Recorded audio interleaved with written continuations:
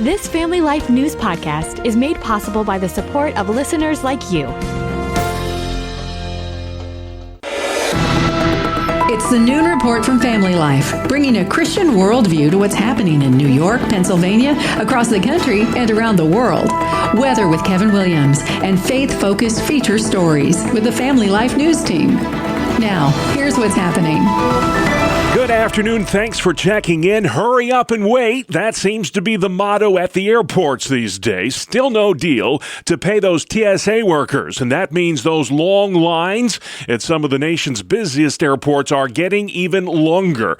Correspondent Priscilla Thompson. This is the new reality for so many people coming to the airport right now. Frustrated flyers are waiting up to 4 hours at security checkpoints in cities like Houston and Atlanta. This is unbelievable. I need to go back home. A little frustrated. The government really has to start working as a government and working for us. They're stopping everything and they're hurting us. It's disgusting. United Airlines CEO Scott Kirby. It gets worse every day as it goes by. But the crazy thing about this is that, that's what causes our politicians to get it done. It's ridiculous to me that it has to get bad before they can get a deal done. But please get the deal done soon. Democrats so far are balking at a GOP plan to end the partial government shutdown and pay those TSA workers. They're refusing to budge on their demands for ICE reforms. ICE agents are assisting in airport operations right now at more than a dozen airports nationwide. New details are emerging about the final moments before this week's deadly runway crash at New York's LaGuardia Airport. The NTSB says issues with both staffing and technology contributed to the collision between a passenger jet and a fire truck. Chris Pale was on board that Air Canada flight Sunday night. My daughter was asking me, when did you know there was trouble? And I told her when my face hit the seat in front of me. So it happened very suddenly. The fire truck was not equipped with an emergency transponder. That collision killed 2 pilots and injured more than 40 passengers. The Pentagon is sending more troops to the Middle East. 1,000 soldiers from the Army's 82nd Airborne Division are being deployed to support ongoing military operations against Iran. They specialize in securing territory by parachuting out of airplanes. Correspondent Ed O'Keefe says those troops could help secure the Strait of Hormuz, which is almost completely shut off to shipping right now because of the war.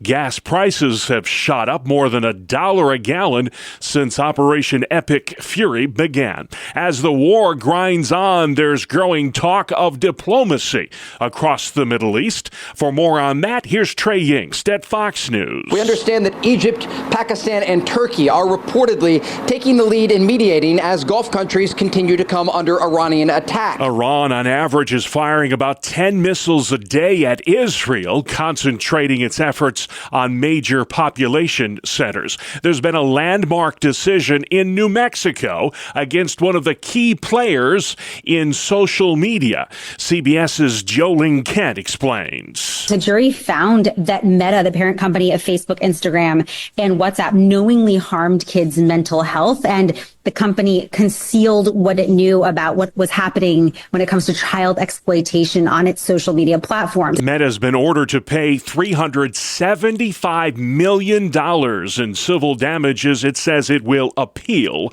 the decision. Democrats have flipped a seat in Florida that includes the hometown of President Trump.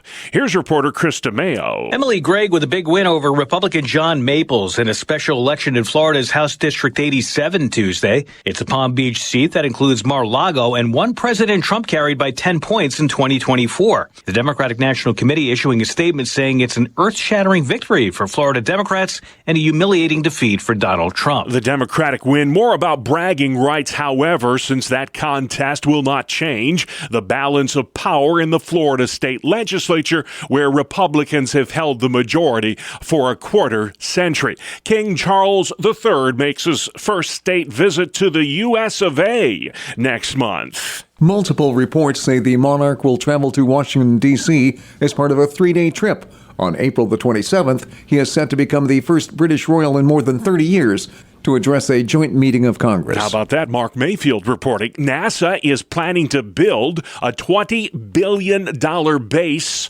on the surface of the moon. Next week, NASA sends 4 astronauts on a 10-day trip around the moon. The Artemis II project, as it's known, marks the first crewed lunar mission in more than 50 years. And the 2026 Major League Baseball season swings into action tonight with the San Francisco Giants hosting the New York Yankees. We're talking baseball. Kluszewski, Campanella, I can't wait. Been waiting all year for it. This year's big league season marks the debut of a new automated ball strike challenge system where players can appeal calls made by home plate umpires. Still to come on the Noon Report, a midweek edition. 'Tis the season for the sneezin'. Raise the wage in Pennsylvania and human trafficking action plan. Good afternoon, I'm Kevin Williams. As days in March go, not a bad one underway across the area. There are changes ahead, though, rather substantial changes. Forecast details are up in 10. All right, Kevin, we'll stay tuned for that. Thank you very much. Let's check the stories making news where you live, all across New York and Pennsylvania. The Pennsylvania Department of Transportation wants to hear from you how they did clearing roads of snow and ice this winter. PennDOT is asking residents to share feedback through a new online survey. All responses remain anonymous, and PennDOT says it should help them improve winter road maintenance for next year. Spring allergy season is here, and experts are advising those who suffer with the wheezing and the sneezing to get ready now. Steuben County, New York Public Health Director Dr. Malaya Vandenberg. It's really important for folks to just monitor and be aware of when symptoms are popping up. Allergy specialist Dr. Laura Green tells 18 News in Elmira that allergies left untreated can trigger more serious illnesses. That can lead to things like chronic inflammation in the respiratory passages, which can cause sinus infections. She says over-the-counter medications like Allegra, Zyrtec, and Zyzal work well at alleviating the symptoms of allergies. Nose sprays like Flonase and Rhinocort are also effective. With spring in the air, or so we hope, health officials are warning about an uptick in Lyme disease and tick-borne illnesses. New York is one of the top 5 states nationwide for tick-borne illnesses, and Pennsylvania ranks near the top when it comes to cases of Lyme disease. Experts recommend you use bug repellent with DEET whenever you explore the great outdoors. A proposal is in the works at the New York State Capitol that would provide a constitutional right to nutritious food. Nicole Newman with Spectrum News. Lawmakers I've spoken to tell me now is the time to act, especially amid federal cuts when it comes to addressing food insecurity. Now, all of this comes as data from the state comptroller's office shows 1 in 9 New York households is struggling to put food on the table. Senate Agriculture Committee Chairwoman Michelle Hinchy says a constitutional right to nutritious food would benefit New York farmers. Our farms are about a $6 billion industry across New York. If we can make sure we're expanding markets for our farmers and opening more markets locally in the state, again, we keep those tax dollars circular and we really build a robust economy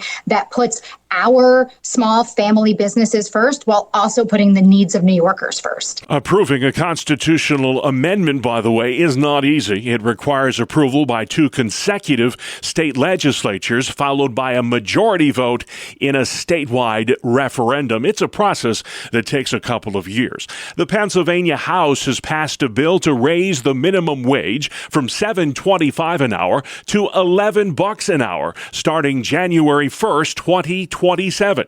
After that, it would go up to $13 an hour in 2028 and then $15 an hour in 2029. That measure is unlikely to go anywhere, however, in the Republican-controlled state Senate. New York Democrats are calling for billions more in funding to spruce up SUNY and CUNY schools. Assemblyman Chris Burdick is leading that charge. We have among the finest public high higher education system in the country. So let's not let the sterling reputation of SUNY and CUNY be tarnished. We're calling on the governor to work with the legislature for a strong multi-year capital program for each of these systems. Burdick's pushing for a multi-year capital improvement project that would address crumbling infrastructure. He says 50% of the buildings in the SUNY and CUNY systems are 50 years old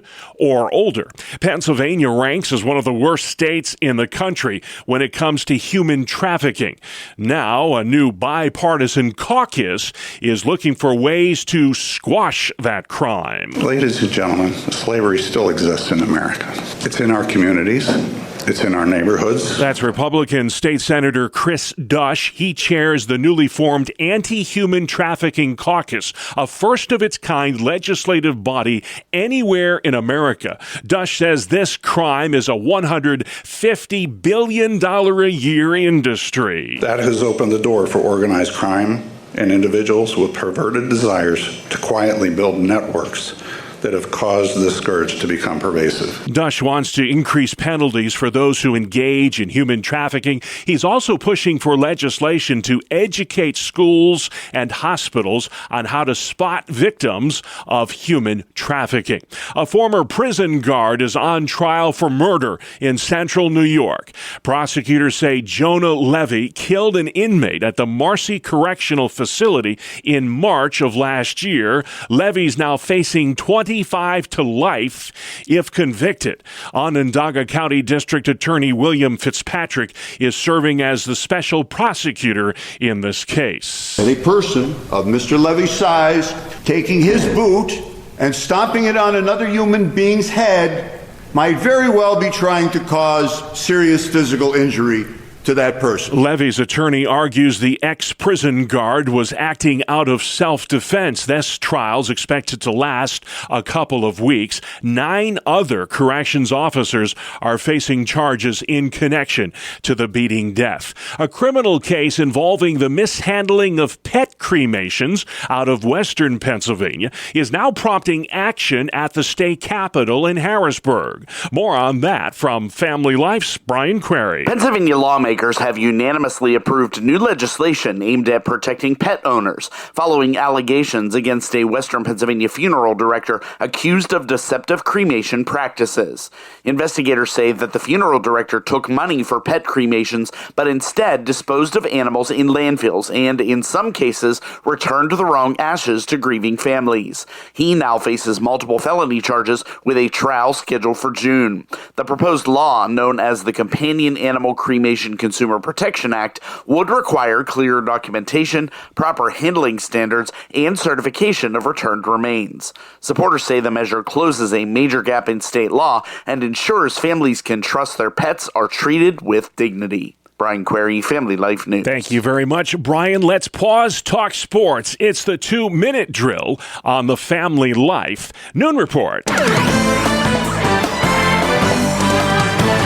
Good afternoon, I'm Randy Snavely. Bob, the winning streak is now 7 games for the New York Knicks as they won at the Garden last night, 121-116 over the Pelicans. Jalen Brunson scored a game-high 32 points. Karl Anthony Towns and OG Anunoby both chipped in with 21.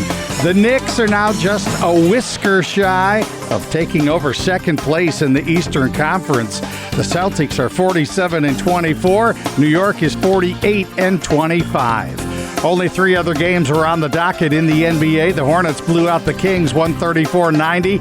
Cleveland outlasted Orlando 136-131. And Denver won by a bucket against Phoenix 125-123. On the ice, the 3 regional teams that played all lost. The Islanders fell to Chicago 4-3. New York down 4-1 entering the final period. They made things interesting by scoring twice, but they could get no further.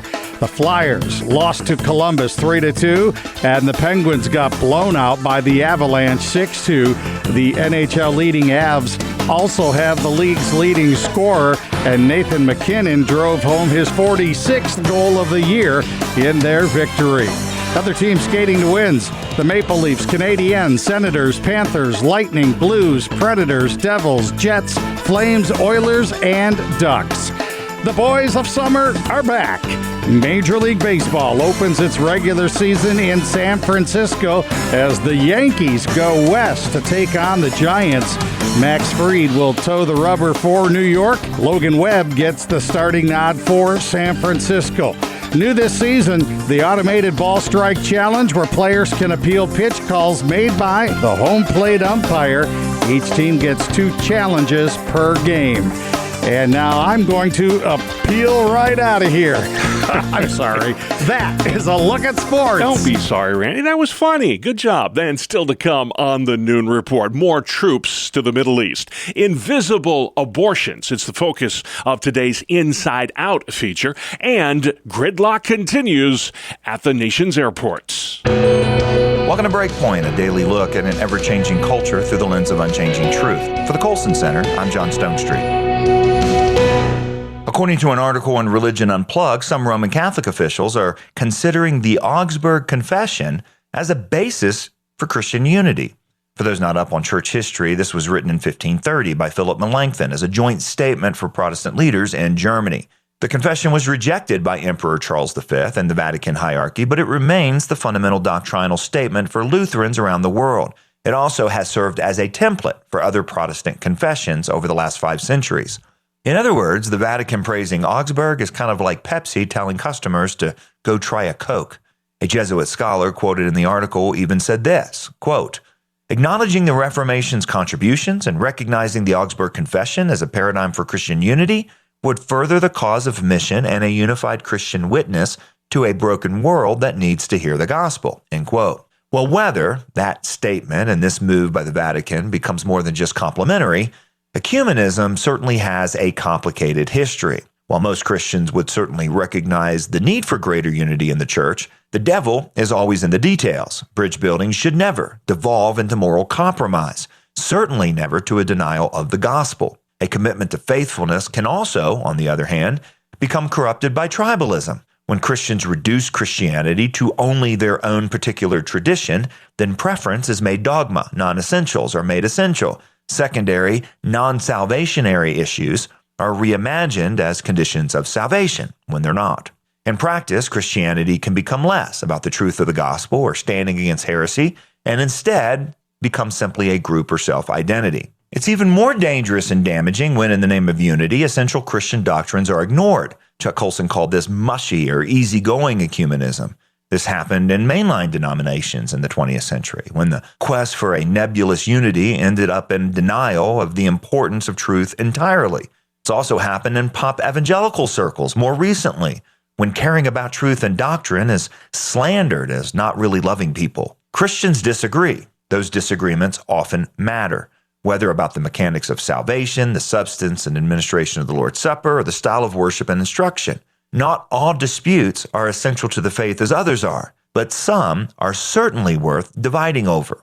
As Chuck Colson put it back in 2011, and I quote, "Without creeds and dogmas, without reference to what David Brooks called the accumulated wisdom of thousands of co-believers throughout the centuries, religion succumbs to irrelevance, and that can lead to an eternal destination that, many people are being told, no longer exists." Well, in practice, all of this will mean maintaining this tension between holding tightly to truth while also committing ourselves to the Christian unity for which Jesus Christ prayed in the garden. One helpful model is what Francis Schaeffer called co-belligerency, or Chuck Colson termed the ecumenism of the trenches. This is the pragmatic recognition that we don't have to agree on everything in order to work together on something. This is an approach that allows us to stand shoulder to shoulder on ethical and social issues while also standing back to back against the aggressiveness of the anti-Christian and hyper-secular attacks of the enemy these days.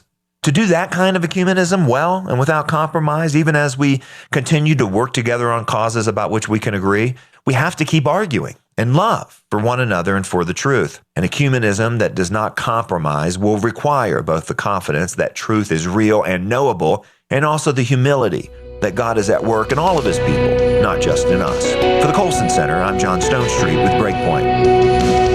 Thank you very much, John. Let's head outside next. The always dependable Kevin Williams. Here is your family life forecast for this afternoon. We'll have clouds and sunshine with high temperatures, upper 40s to mid 50s. For tonight, some clouds, maybe a sprinkle, low temperatures, mid 30s to mid 40s. Tomorrow, mild day, a little sunshine to start for some, but rain will arrive, focused on the afternoon and evening hours, maybe a rumble of thunder near Lake Erie. High temps near or just over 60. Much colder Friday, starting cloudy with a bit of rain or snow, then partial clearing. Temperatures Friday mostly in the 30s. Oh boy, get ready to ride the meteorological roller coaster. Thank you, Kevin. This is the Noon Report on Family Life. I'm your host, Bob Price. Lots to get to Wednesday, March 25th. When will it end? They're saying that about the war, and they're saying that about the nation's airports. Those long lines at the airports are getting even longer. The wait time, several hours now in cities like Atlanta and Houston as TSA sickouts continue. Correspondent Kevin Cork. More than 450 agents have already walked off the job since the Democrat-led shutdown began in mid-February because they're working without pay. Democrats refusing to fund Homeland Security until reforms are made to ICE operations. The Trump administration has sent ICE agents to 14 of the nation's busiest airports to help move those lines along as best as possible amid the ongoing staffing shortages. The investigation continues into what went wrong at LaGuardia Airport in New York City Sunday night when a passenger jet collided with a fire truck on the runway. The fire truck was not equipped with an emergency transponder. The collision killed both pilots and injured 40 others. The White House is looking for ways to wind down the war with Iran. This is more than 1,000 soldiers from the Army's famed 82nd Airborne Division join the fight in the Middle East. Here's NBC's Richard Engel. President Trump is sending contradictory messages. He's saying that the war has already been won, yet he's sending more troops to the region.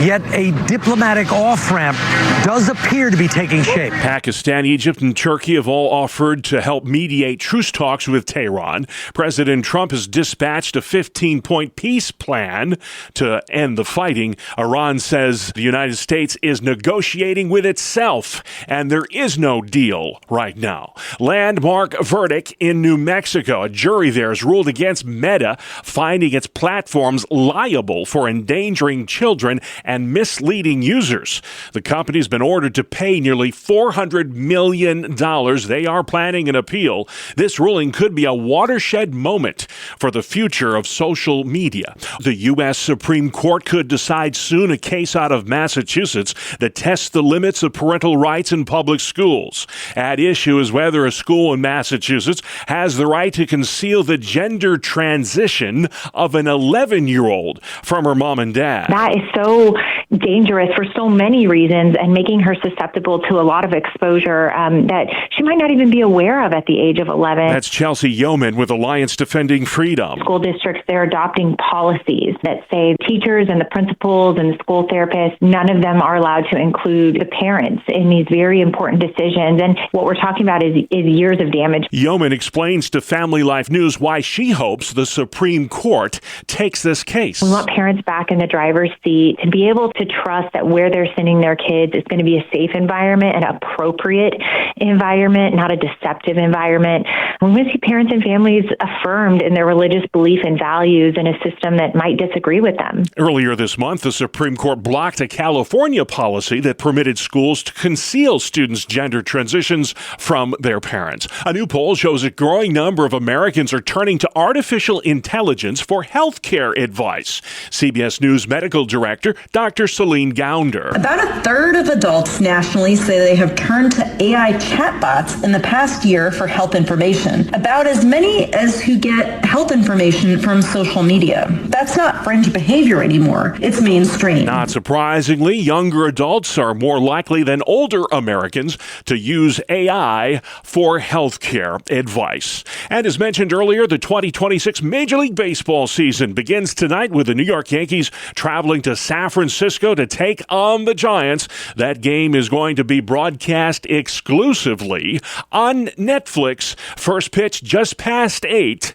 Eastern Standard Time. You're listening to the Noon Report, a Wednesday edition on Family Life.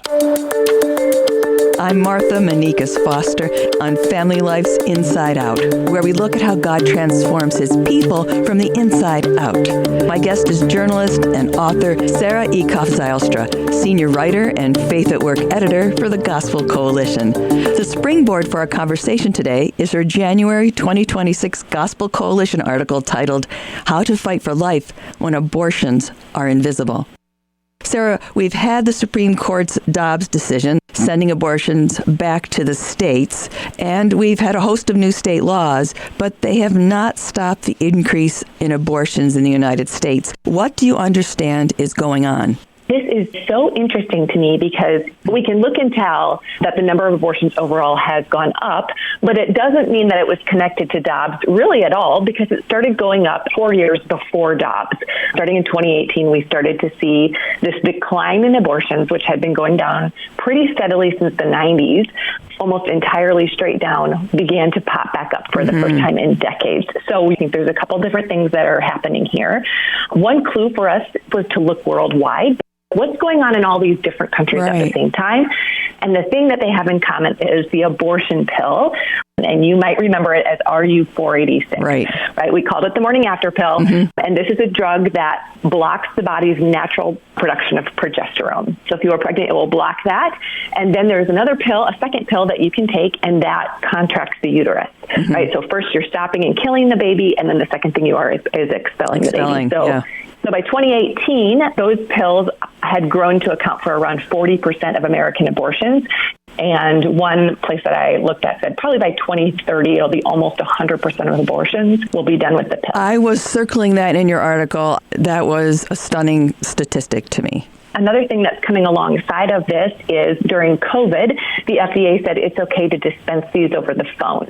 It's only authorized for up to 10 weeks of gestation, but really the rules around it are very lax. It's also quite a bit cheaper. And I think it's going to come down even more because the FDA just approved a generic version of this in December. So mifepristone, so RU486, and then more and more people using it, and it merges with telehealth, which increased during COVID, so that the combination of the two of those has accelerated the number of abortions. Is that correct?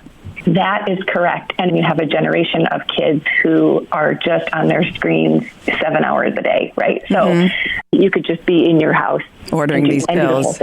What would you say to me saying that followers of Jesus are in a unique position to save unborn lives? And if you think that we are, what do you see as a few non-political ways that Christians can make a positive impact for life in their communities, in their everyday lives? Yeah, you know what? I think this situation just proves your point. Certainly we should keep fighting legally for legal restrictions on abortion. And there are some things you can do, and they're doing them.